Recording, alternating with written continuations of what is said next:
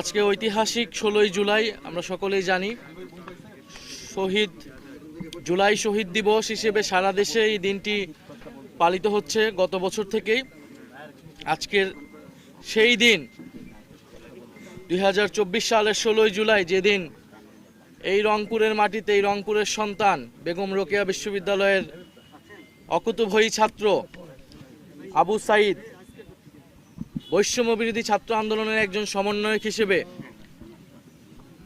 তৎকালীন স্বৈরাচারী শেখ হাসিনা সরকারের দমন নীতির বিরুদ্ধে দাঁড়িয়েছিলেন দুহাত প্রসারিত করে, এবং যিনি বুলেট বুকে নিয়ে শাহাদাত বরণ করেছেন, এবং আমাদের যেই গণ আন্দোলন থেকে গণ অভ্যুত্থান এবং বিপ্লবের দিকে যাত্রা, তার সূত্রপাত ঘটেছিল এই 16ই জুলাই আবু সাঈদের শাহাদাত বরণের মধ্য দিয়ে। আবু সাঈদ আমাদের শহীদদের ইমাম, এই জুলাই বিপ্লবের রুহানি নেতৃত্ব। আবু সাঈদ আমাদের সকলের পূর্বসূরি। মুক্তির মন্দির ও স্বপ্নতলে যে হাজারো প্রাণ অকাতরে বলিদান হয়েছে, সেই সকল প্রাণের অগ্রসেনানী ছিলেন আবু সাঈদ। ফলে আবু সাঈদের এই শাহাদাত বরণকে আমরা আজকে গভীর শ্রদ্ধা ভরে স্মরণ করছি। আমরা তার জন্য দোয়া করেছি। আবু সাঈদের শাহাদাত বরণ এই দিবসে শুধু আবু সাঈদকে নয়, আবু সাঈদের পাশাপাশি শহীদ মুগ্ধ, শহীদ ওয়াসিম, শহীদ ফারহান ফায়াজ, শহীদ নাইমা সুলতানা, শহীদ রিয়াগব, শহীদ হৃদয়চন্দ্র তরুয়া সহ যে হাজারো শহীদ, 1400 শহীদ হয়েছেন, এবং 30,000 যারা আহত যোদ্ধা রয়েছেন, আমরা সকলকে শ্রদ্ধার সাথে স্মরণ করছি আজকের এই দিনে। এবং আমরা স্মরণ করছি বৈষম্যবিরোধী ছাত্র আন্দোলনে আবু সাঈদের এই সাহসিকতা উদ্বুদ্ধিত হয়ে যে সকল শ্রমিক, পেশাজীবী এবং আমাদের যে সকল অভিভাবক, শিক্ষক, সাংবাদিক, আমাদের নারীরা, আমাদের আলেম সমাজ এবং আমাদের প্রবাসী ভাই বোনেরা যারা আন্দোলনে অংশগ্রহণ করেছিল, প্রাইভেট বিশ্ববিদ্যালয়, মাদ্রাসা শিক্ষার্থী, স্কুল কলেজ, সকল স্তরের শ্রেণী পেশার মানুষ যারা আত্মত্যাগ করেছিল, আমরা তাদেরকে স্মরণ করছি। তো আজকের এই দিনে আমরা মনে করি যে শুধু স্মরণ করার মধ্য দিয়ে নয়, শ্রদ্ধা জ্ঞাপনের মধ্য দিয়ে নয়, বরং আবু সাঈদেরা যে কারণে শহীদ হয়েছিল আমরা তাদের উত্তরসূরি। আমাদের দায়িত্ব সেই নতুন বাংলাদেশ, বৈষম্য বিরোধী বাংলাদেশ, আমাদের সেই ইনসাফের বাংলাদেশ প্রতিষ্ঠার জন্য কাজ করে যাওয়া। জুলাই গণ অভ্যুত্থানের পরে আমাদের দাবি ছিল 3টি: বিচার, সংস্কার এবং নির্বাচন। আমরা দেখেছি নির্বাচন হয়েছে, কিন্তু বিচার সংস্কারে বাংলাদেশের জনগণ পায়নি। এখন বিচারে আবু সাঈদের যে মামলার রায়, সেই মামলার রায় আমরা পেয়েছি, কিন্তু সেই মামলার রায় কিন্তু এখনো কার্যকর হয়নি, এবং সেই মামলার রায় নিয়ে আপিল করা হয়েছে। চিফ প্রসিকিউটরের দায়িত্ব সুপ্রিম কোর্টে সেই আপিল যাতে দ্রুত সময়ের মধ্যে 60 দিনের মধ্যে শুনানি হওয়ার বাধ্যবাধকতা রয়েছে। আমরা কিন্তু কোনো আপডেট পাইনি, আজকের দিনে কোনো আপডেট আমরা পাইনি। ফলে আমরা আহ্বান থাকবে সরকার এবং চিফ প্রসিকিউটর ট্রাইব্যুনাল থেকে এই রায়ের আপিলের শুনানি কার্যক্রম দ্রুত সম্পন্ন করে আমরা রায় দেখতে চাই। রায় অনেকগুলো হয়েছে, রায় কার্যকর দেখতে চায় বাংলাদেশের জনগণ। এবং আবু সাঈদের যে মামলার রায়, সেই মামলার রায়ের আসামি কিন্তু শেখ হাসিনা নিজেও, এবং সেই রায়ে শেখ হাসিনাকে ফাঁসির দণ্ড দেওয়া হয়েছে। এবং আমরা আশা করব সরকার দ্রুত সময়ের মধ্যে শেখ হাসিনাকে দেশে এনে ফাঁসির রায় কার্যকর করবে, এবং অন্য সকল যে মামলার রায় আসে দ্রুত সময়ের মধ্যে সেই মামলার রায় প্রদান করে, রায় কার্যকর করে যারা জুলাই গণ অভ্যুত্থানে বিপ্লবে ভিকটিম রয়েছে, যে শহীদ পরিবাররা রয়েছে, তারা ন্যায় বিচার পাবে। দ্বিতীয়ত আসতেছে সংস্কার।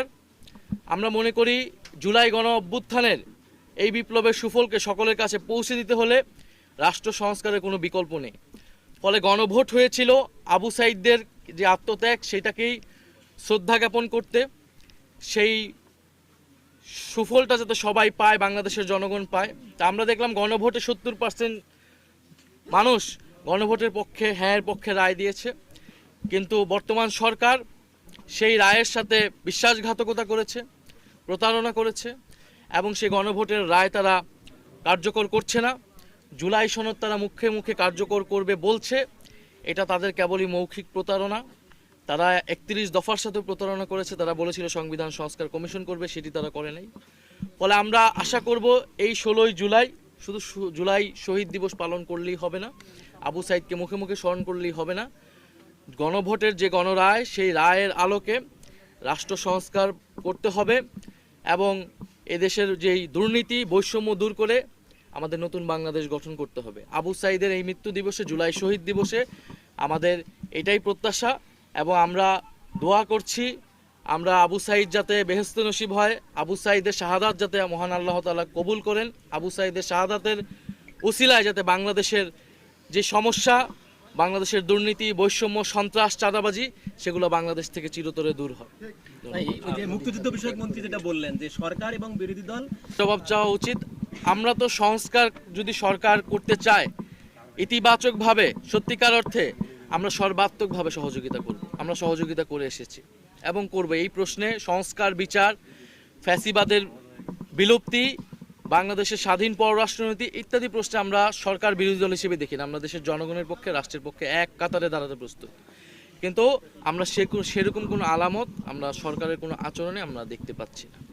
ফলে জুলাই সনদ গণভোটের রায়ের আলোকেই বাস্তবায়ন করতে হবে। তাদের নোট অফ ডিসেন্টের আলোকে বাস্তবায়ন করলে সেইখানে আমাদের কোনো সহযোগিতা তো থাকবেই না, আমাদের কোনো অংশগ্রহণও থাকবে না।